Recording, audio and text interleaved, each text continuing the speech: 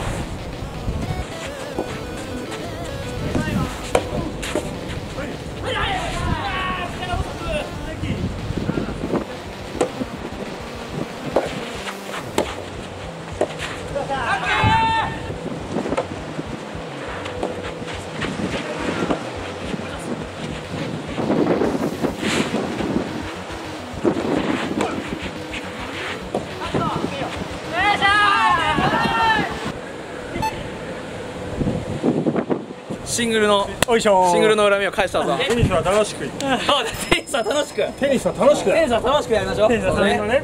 そんな風が強いんでもね、試合を楽しめる。